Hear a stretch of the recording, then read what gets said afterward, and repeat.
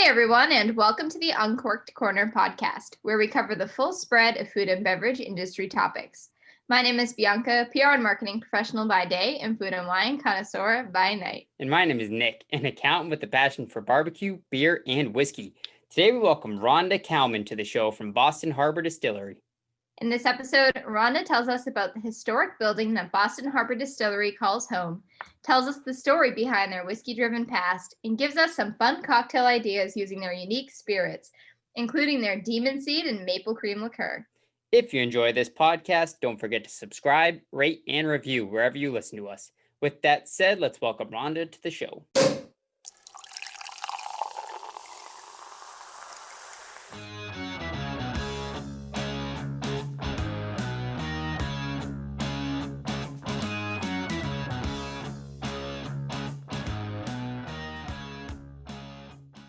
Welcome, everyone. Today we are welcoming Rhonda Kallman to the show from Boston Harbor Distillery. We are so excited to have her on, and let's have you get started by introducing yourself to our audience, telling them a bit about how you got involved in the distilling industry. Well, thanks for having me, Bianca and Nick. Great to be here at Uncorked Corner. My name is Rhonda Kallman. As you just said, I'm founder and CEO of Boston Harbor Distillery. And we're located on the southernmost waterfront of Boston, and this beautiful old pre-Civil War era building that's been the center of entrepreneurial commerce since the mid-1800s. And it's the inspiration for our brands and what we make.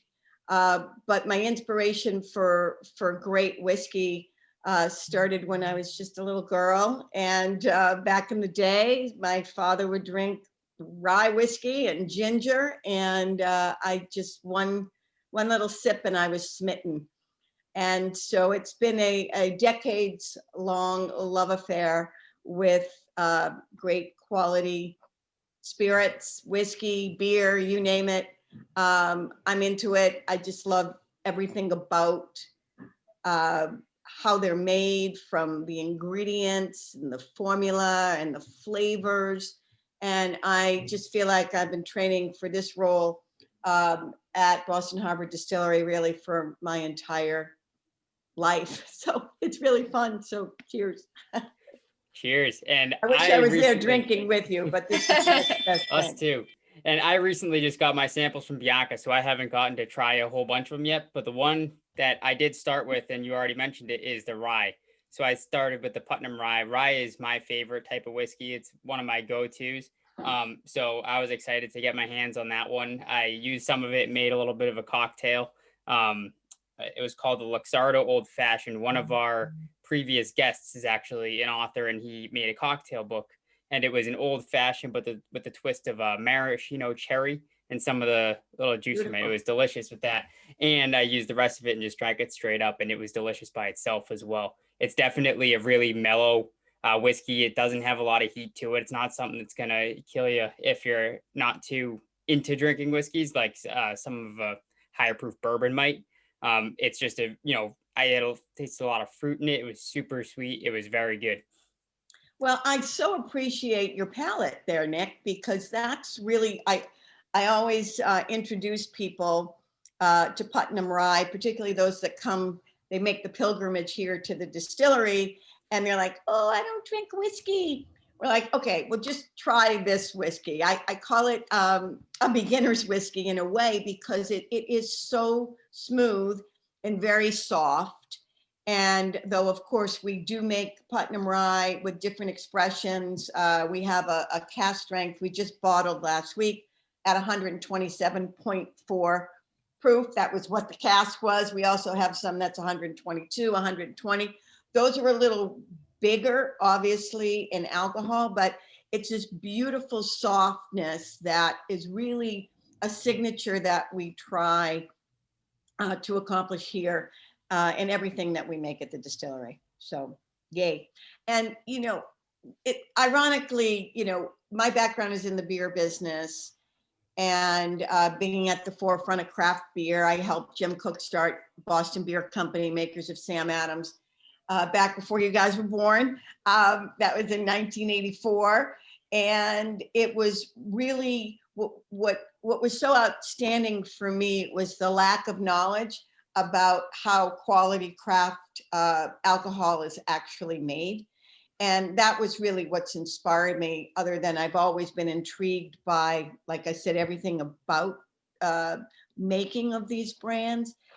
But what I learned was craft is really an ingredient story. And there's a lot of misnomers and miscommunication about what craft is, but it really is an ingredient story. And so when we launched Sam Adams back in 1985, people in Boston would call it a dark beer, because that's how we talk around here, because it was this pale, bland landscape of corn-based beers. It was Bud, it was Miller. Coors wasn't even in Boston then. They had just started to roll in. Heineken had started its comeuppance, as the gold standard for beer. And it's like, Heineken, it's actually made in Holland. Everybody thought it was made in Germany. And what they all had in common was that the main ingredient is corn. And corn is, obviously grows pretty abundantly here in the United States. It's also sweeter, lighter, and cheaper. It acts as a filler.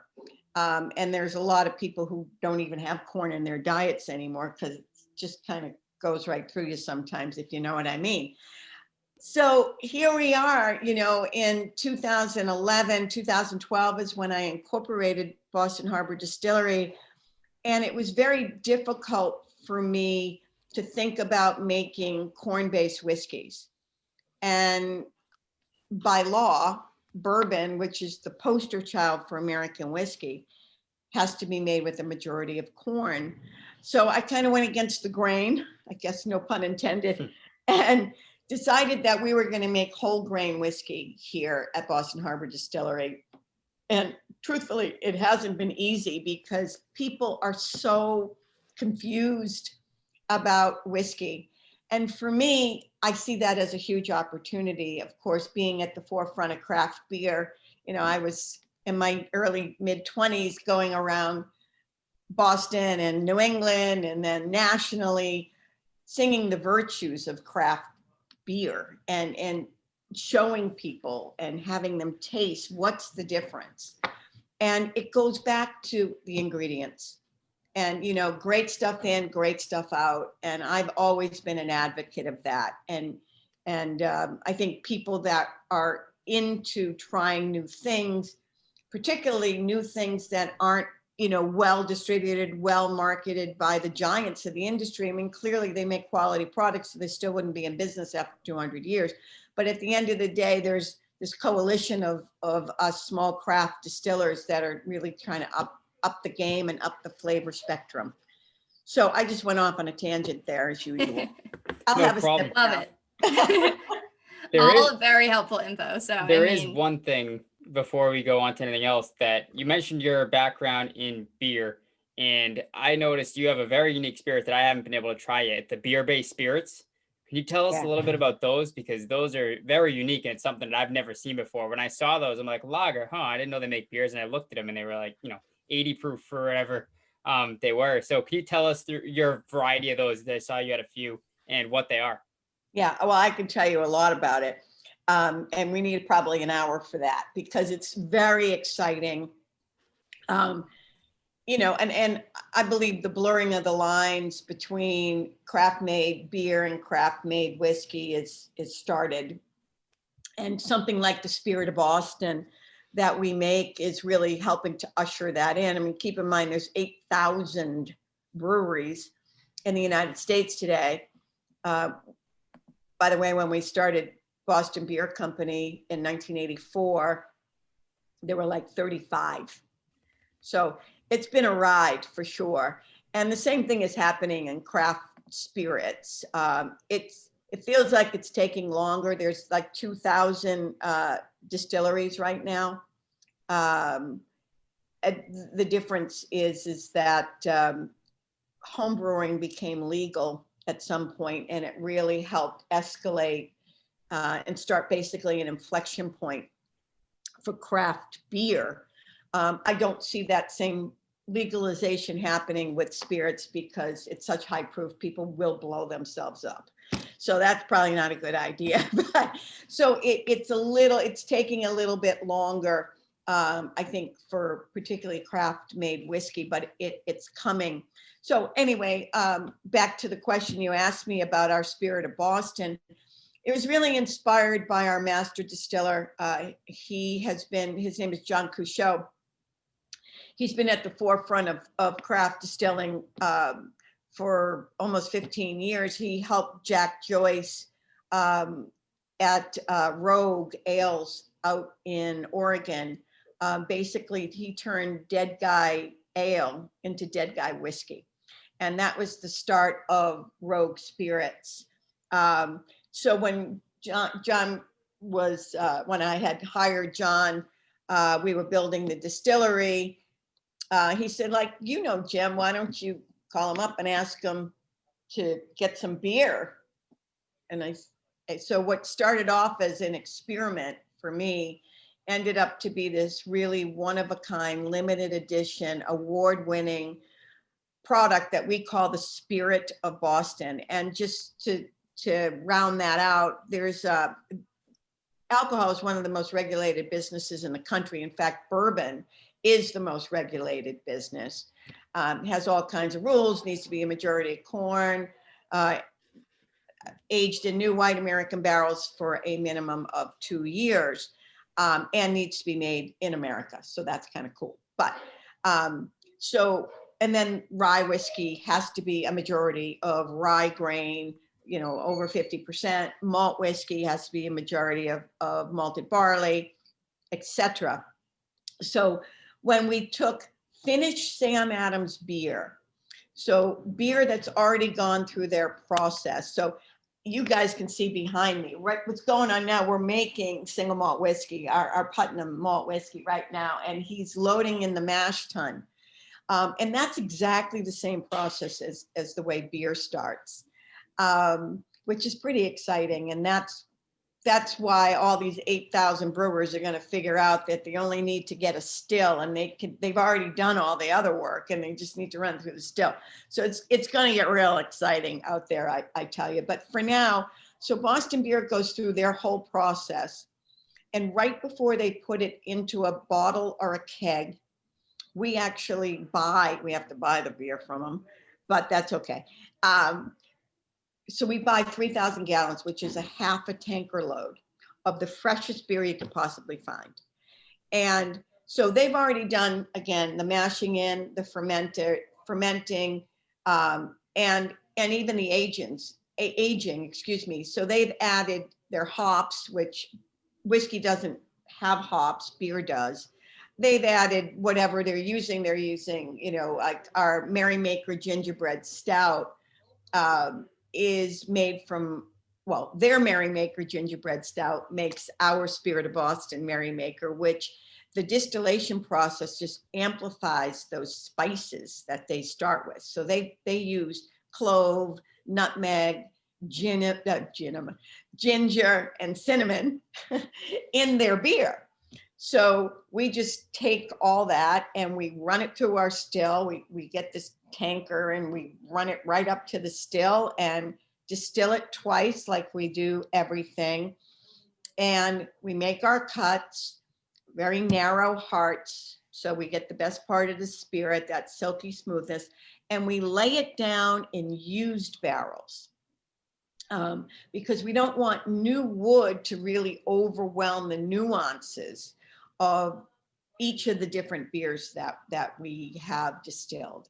And because the government won't let us call it whiskey, they wanted me to call it hop flavored whiskey, and that's not what it is. So the catch-all term for anything that doesn't meet the government classifications is spirit. So hence the Spirit of Boston.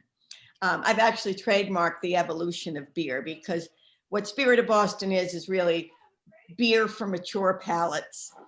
And, unlike beer, which unfortunately, it's like a new car. Once you drive it off the lot, it starts to lose its value. Well, that's the same thing with beer. Once you package it it starts to degrade just a little bit, air, time, etc. So we have this beautiful Spirit of Boston. We have distilled, I think it's 7 different beer varieties from Sam Adams. Most of them they don't make anymore, so they're really exclusive. And we've played around with some Trillium. So we have some, like a barrel. Yeah. So 3,000 gallons of beer, we get 225 to 250 gallons of distilled beer. And we bottle it at 84 proof. And because 1984 was the year we officially started Sam Adams. So everything has a little bit of a story built in. But for me, it's kind of come full circle. And it's been really fun. It's very limited, mostly sold here at the distillery. But thanks for asking. And for anybody who's from Boston, I mean, the spirit and the history in Boston, I think the name is so great. And when I was there, your space really kind of encompasses that feeling. And I just loved it so much. And I saw when I was there, you have that set with the 3 Spirit of Boston bottles, one of which is that Merry. So I think we included it in our holiday gift guide this year because it's such a perfect little set for anybody. It's such a great price point that it's, kind of attainable for anyone. And the spirits I've tried more, I think, than Nick has, just because I've had them a little longer and we've really been enjoying them. So it's been a lot of fun. Having them. And also, I'm so sorry. I apologize for pronouncing your name wrong. I pronounce everything wrong. Oh, my name. You know what? I've been called Rhonda Callahan. I'm not Irish, but because I'm from Boston, my husband's Irish. So it doesn't matter. Usually they just call me Rhonda. It's like Madonna. I don't really need a whole lot of names. I've been around so friggin' long, it doesn't matter. As long as you call me, that's the key. And you have a whole bunch of different options that aren't whiskey or that spirit that we talked about. One of which is a gin. So that was pretty interesting to me. And then you have the maple cream liqueur that looks incredible. I haven't tried that one yet. I'm saving it for, I think I'm going to mix it in some coffee. But where are you getting the ideas for all these different spirits? So I'm so glad you asked that because look, I love everything about, making it and crafting the spirits as we talked about, but I also have been around the industry. I started as a young girl at 15. I was working in restaurants and bars and I've always done that, being a waitress or a bartender and then with Sam Adams, of course. So I've been in more bars than most people will ever even dream of in their life. And so I get to see what works and what doesn't, sort of that's the market research that we do. But just to hearken it back to this building, this has really been the inspiration for me. I knew that I wanted to make whiskey. I knew that I wanted to do it here in Boston. I'm born and raised. I've always lived within 20 miles of this distillery. My parents are from here. I mean, this is my home. And yet there was this white space for great whiskey, just like there was for beer when we started Sam Adams, back in 1984.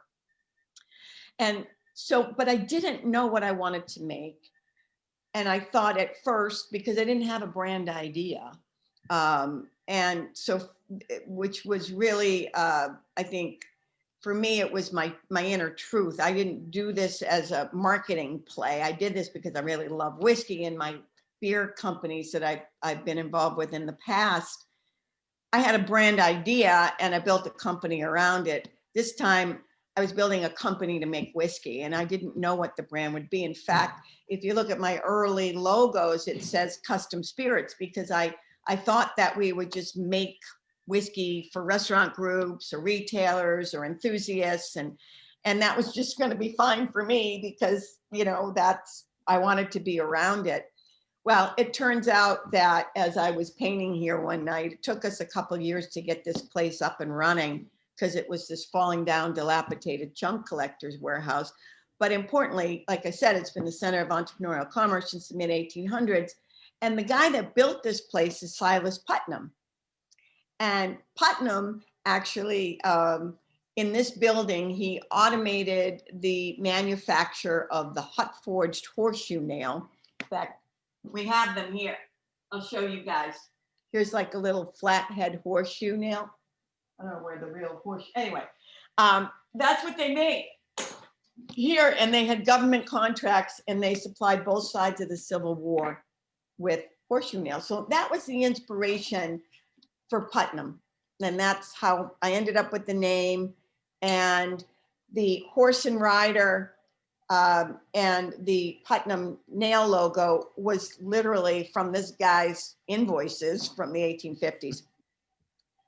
Silas Putnam's uncle is here on the label. He's the Revolutionary War hero, General Israel Putnam.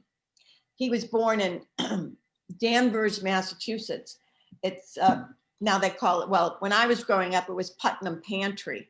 It was an ice cream shop with penny candy. So it was, I grew up in That's still there. Yeah, it's still there. We've been there plenty of times. I drive by there every day. Oh my God. Are they still serving ice cream? And I think so. oh, wow. Packed, I mean, when I drive by, so I guess. That's amazing. Yeah, so it's been there a long time, let me just tell you. So I just plucked, you know, that was the inspiration to basically make our own whiskey and name it Putnam. You know, again, it was inspired by the entrepreneurs before us. Well, in the state of Massachusetts at the time, well, even still, because we have this special license called a farmer distiller permit, and we can only serve in our tasting room what we make. So yes, I want to make whiskey, and yes, keep in mind that whiskey takes time. So I'd be sitting here with this big empty building for 2 or 3 years if I didn't make something else. So as my luck would have it, after I, you know, Putnam spoke to me through these walls after some whiskey, I suppose, I realized that the next notable entrepreneur to have commerce in this building was the George Lawley shipyard. And Lawley's is famous for building America's Cup winning yachts. One of them graces our label here. In fact, we border Lawley Street. So that was the inspiration for our rums. And rums, of course, play an important role. Rum is America's spirit, literally. And that's partly because of the triangle trade that happened right here in Boston Harbor. And it was all about, unfortunately, slaves, ammunition, and molasses. So pre-Prohibition, there were more rum distilleries in New England than there were breweries, which is kind of an indication of where this whole thing is going. And in New England, because of the molasses that was coming up from the Caribbean, we make New England style rum. And one of our rums here, and it's simply 100% molasses and really Quabbin Reservoir water, which is one of the freshest water supplies in the country, which is also Boston City water. So we just take molasses and water, and we started in this vessel behind me, and that's how we make our rum. And it was inspired by all of the molasses that was, you've heard of the molasses flood of 1911. It was a very sticky situation. A lot of people died because they were storing molasses up there in the North End. That I digress. But so that was the inspiration for the rums. And we just came out with that gin this year. We wanted to do something that was unique, and citrus we thought was unique. There's a lot of citrus stuff out there now, but most of the English gins that kind of made gin sort of famous are very juniper forward. But by law, there's laws for everything alcohol related, but by law, gin has to be made with juniper. But you could have 3 juniper berries. It doesn't tell you how much juniper you need. So instead of making it that sort of dry London gin style juniper forward, that's kind of piney, we decided to make it really light and citrusy and delicious. And we bottle it at 90 proof. Because when you are using whole real botanicals in a product like that, if it's below 90, it gets a little cloudy. So sometimes you might see like a little yellowish gin. That's the reason. It's probably not at a high enough proof, but over 90, it's, anyway, I keep going on and on, but it's really it's delicious. interesting. We love it. Yeah, great. So, so that was the inspiration for Lollies. And well, I'll go back to Putnam for a second. So when the car came in, there was no need for horseshoe nails, so they went out of business. Then it was a Lolly shipyard, and they built minesweepers right here in this building. Right back here, it used to be a sand pit. You can see like the 100 clear story windows up there. That's because there were no utilities. When we actually took it over, there were no utilities in this building. But they built minesweepers for World War II here. And so then the war ended, and the next real notable entrepreneur to have commerce here was the Seymour's ice cream factory. And that, Bianca, was the inspiration for our confectionery line, which is our delicious, all-natural, I call it New England Bounty in a bottle, our coffee liqueur. So our signature sweetener for, I'm looking for my maple, oh, here it is. See, I'm so lucky because if I'm thirsty, I can just reach and pour, it's fine. But our signature sweeteners for our liqueur line is Ackerman Farms maple syrup. So it's a small family farm from Cabot, Vermont that we use. We don't add sugar to anything. And it's, so the coffee liqueur is with coffee from Ackerman, I'm sorry, Autocrat, coffee syrup from Rhode Island, Great Barrington 413 cold brew from Great Barrington Roasters. And then we have, it's our Putnam Rye whiskey base and the maple syrup. And it's perfectly blended, and it's bottled at 46 proof. It's great that you keep it so local too, all the ingredients. I love that. New England Bounty in a bottle. This is the cream. Frankly, we just couldn't get the cream right. And we were starting up the business, and it will coague. If you don't have the right agitator blender, like it was literally like a brick, you know, it just didn't work. So our distiller sent it off to the experts in Wisconsin to blend it up with our maple syrup and our rum. And when they sent it back, he just said to me, I can't make it taste any better than that. So we have, this is made for us out in Wisconsin, but it's our proprietary recipe, and it is made with real maple syrup from Vermont as well. And lucky for us, the only flavor that Bailey's doesn't have, at least right now, is maple. So Don't give him we have any a corner on that market. And so, and then have you tasted the Demon Seed yet? Yes, we have. I think that was the first one that I tried. Nick, No did you way, try it's it? supposed to be the last. Yeah, I haven't gotten to try that one yet. OMG, you wait. Our mom, Okay. she loves anything spicy, and she loves any like whiskey type spirits. Yeah. So I gave her one of the 2 little bottles I have, and she loved it. And it was a little hot for me, but it was fun to drink. So. Well, this was also inspired by our master distiller, John. He came in here when we literally had sawdust on the floor. We weren't even distilling yet, but he was playing around with stuff in his kitchen. He probably shouldn't have been, but he knew what to do, and it wasn't going to blow up. And he said, oh, do you like heat? I said, well, not in my whiskey. He said, you got to try this. So I tried it, and it was hot as hell. And I'm like, what did you do? What? And he said, just wait. So the maple syrup will come up. So we actually, Ackerman's is very happy with us because we've quadrupled our orders since we started been making this. It takes a lot of maple syrup in this, but it's rye whiskey with whole scorpion peppers that are macerated and fresh ginger and real maple syrup, and perfectly blended. But when these guys are making it, they're like, oh my God, it's hell day. I wouldn't be able to have a conversation with you because I'd be coughing. That little spice gets stuck in my throat. Anyway, we just launched this too. We've been playing with it for years, but it's a whole story of St. Dunstan and the devil.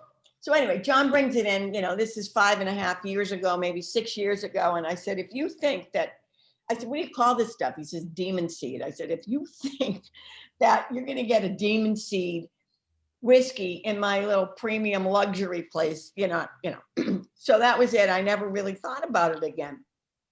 A couple of years ago, somebody came in, to enjoy the lounge here and asked me why the horseshoe was down. If you look at our label, the horseshoe's down and instead of up. And I thought, I don't know. But so a few weeks later, I researched it on Wikipedia. I love Wikipedia. By the way, the horseshoe up catches the luck. The horseshoe down holds the luck in. So of course we found horseshoes and the horseshoe nails, real ones from the 1800s in the building when we were renovating it. My husband's the builder, by the way, so that was easy, sort of. At least we're still married. That wasn't as easy. Anyway, over our door are the horseshoes. So, and at the bottom, so that was the answer. So keeps the luck in. Great. At the bottom of the Wikipedia page was this whole story about St. Dunstan and the devil. And St. Dunstan was a blacksmith. And he saw the devil walk into his shop. Of course, the devil wanted to get his horse horseshoed, but St. Dunstan recognized him as the devil. So he put the horseshoe on him, and the devil's all upset about it. And St. Dunstan said, I'll take that horseshoe off of your hoof if you promise never to walk in over the threshold of a door that has a horseshoe. And that was when I thought, shit, demon seed, that's demon seed. So we started playing with it. It took us a long time to get the formula to where it could work and look like this. It's really kind of badass looking, and it, people will think of it as Fireball. It is nothing like Fireball. Fireball is cinnamon. This is no cinnamon. This is heat. This is like bring the heat. So some people love it. Some people hate it because they don't like heat. I suggest, well, a couple things. I think of it as like a roller coaster ride. Like once you have you take a shot of it. Oh my God, what have I done? It's so hot. And then the maple syrup will come up and coat your mouth and you're like, I want to do that again. It's like getting off the roller coaster. But I do, if you want it, we didn't make it really as a shooter. The idea of the brand is to be a cocktail variant because there's all this spicy, caliente margarita stuff. Well, why not have a spicy whiskey cocktail? So that's why we made it. But of course, things start to grow. So now I suggest you put it in the freezer if you want to do shots with it. And it's that sort of frozen heat thing. And wait, you're going to love this. The guys that work here came up with this. They call it the cream and demon. Our maple cream and the demon seed in the same glass. You don't even have to shake it. It's awesome. Because the cream will reduce some of the heat. So literally when we're making demon seed here, you see this, I have a little nip of maple cream. I'm trying to breathe and they're making it right here. And so this takes the heat out a little bit. So, wow, we went through a lot of brands and we still have more, but it's a lot of fun. And we've been at this now for since 2012. But we opened our doors in June of 2015. And, the whiskey business is not for the faint of heart. Everything that's in here, all of us, all the people, everything has to be prepaid before we can even hope to get a return on our investment years later. I knew that, but I'm like, and now that we're in it, it's like, but we're getting there. And if it wasn't for our friend COVID, our devil COVID, things would be a lot different. But I'm hopeful and excited about the future for Putnam and Demon Seed and all the other brands that we have. I'm excited. I'm especially excited to try that Demon Seed. I like an uncomfortable and probably an unhealthy amount of hot sauce and spice in all my food. So I'm thinking it's going to be perfect for me. When Bianca was complaining about We're the heat, and I opposites. know, yeah, my mom loved it. So I think I'm going to be more on that end of the spectrum. But I'm very excited. I'm definitely going to try the Cream and Demon. I Mixing did- those two together. I didn't not like it. I liked it. It was just a lot. And then I was thinking it might be really good in a cocktail. Like I could see myself making a cocktail with it. Like I love spice, but I like spice usually mixed with something that mellows it out just a little bit. Do you Well, you have know a what? You particular don't need a- cocktail? You don't need a lot of it. Like in a Bloody Mary, awesome. Oh, that's a great idea. We do a spicy ginger mule, which is, ginger beer, a little lime, and pineapple, and then Demon Seed. So the pineapple's really fun. Also like Putnam Rye, Demon Seed, a little pineapple, excellent. So you can play with it, but I also do a lot of marinades with it, marinating chicken, all kinds of things, shooters. Oh, we just discovered this the other day because I didn't have any cocktail sauce at Thanksgiving. I wanted to do shrimp cocktail because it's like the easiest thing you can do.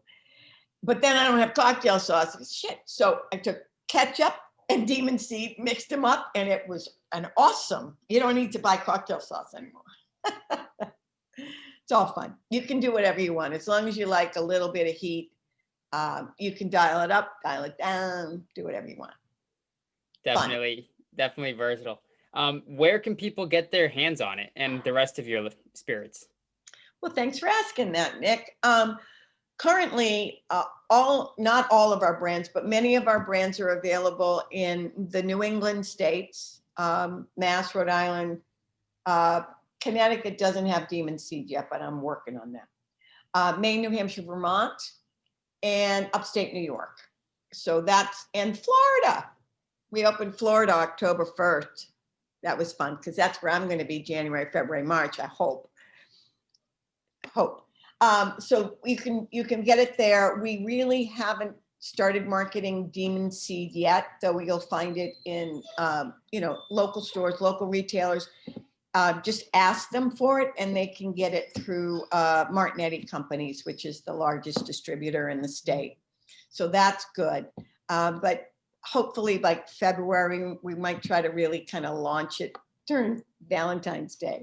Demon Seed, get it. If we can make it work, I don't know if we'll be able to get it done by then. Yeah. So next year is the year of Demon Seed. We thought 2020 would be, given what a shit show this year is. Would have been fitting. Yeah, it would have been, exactly. So this is what spawned out of 2020, I guess. But unfortunately, it sounds like we're going to be in it for a little longer as part of 2021. Yeah.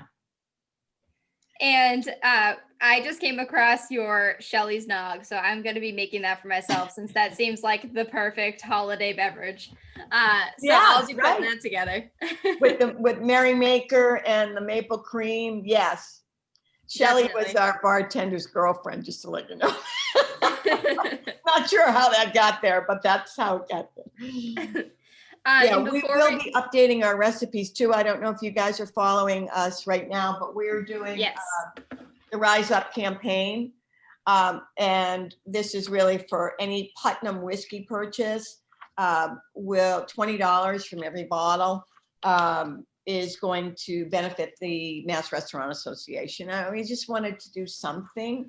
And we thought Putnam would do it. This is, I don't know if you can even read this, but this is our Putnam red wine finish that we are just launching up here. I had an engraver in the other day. It says the first bottling just happened the other day. So you'll start to see this Putnam cast strength and of course the rye. This is our #1 seller. And then we have our single malt. I got to just show you.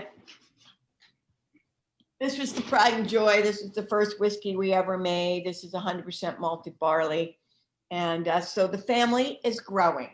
which is always nice. We'd love to see it. And you guys have a great presence on social media, so everybody listening should definitely follow. Can you let them know where they can find Boston Harbor on social and follow along on everything that you plan to release? Yeah, so it's at Boss Harbor Distill or Boston Harbor Distillery or something like that. Just play around with it. You'll figure it out. But importantly, you guys, when you're up for it, we still are doing our VIP tours here. Socially distanced, we have masks on. It's a comfort level, but we make sure everything's clean and sanitized and all that. But I call it a front row seat to the back room of whiskey making. So whenever you guys are ready, you just let me know. I will set you up, and all of you listeners out there, come on in. Either you can do the deep dive, which you have to make a reservation for. If you're just out and about, you're looking for a great place to relax, have a great cocktail, and maybe learn a little bit. You can come in for our barrel side tastings. They're $15 a person. You get like all of the stuff we just talked about. You get a lot of those. And we're here on Friday, Saturdays, and Sundays, as long as the state will allow us to be open. Come visit us. We will definitely be setting up a time to come visit. I know that's something that Nick will especially love next time he's in town. Bring your mom. We'll bring mom. We wanted to thank you so much for coming on, and everyone listening, make sure to check out Boston Harbor and everything that they have available online and at their facility, as well as our New England gift guide, which does feature their Spirit of Boston set. So thank you so much, Rhonda, for coming on. We really appreciate your time. Thank you guys for your interest. Bye. Nice to meet you. Cheers. Cheers. Cheers. Be sure to follow us on social at Uncorked Corner and on the blog at uncorkedcorner.com for a taste of more food and beverage content. And if you enjoyed the show, don't forget to leave a comment, subscribe, rate, and review on whatever podcast platform you prefer. Thanks for listening.